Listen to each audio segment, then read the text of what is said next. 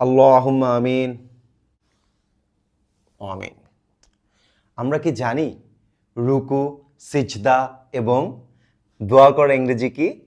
অনেকেই জানি না, চলুন শিখিয়ে দেই। আমরা রুকু করি, তাই না? রুকু করা ইংরেজি হলো কি? বাউইং।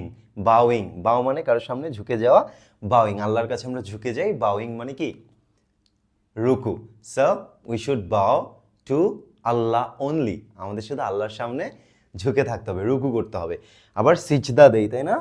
সিজদা ইংরেজি হলো প্রস্ট্রেশন। প্রস্ট্রেশন।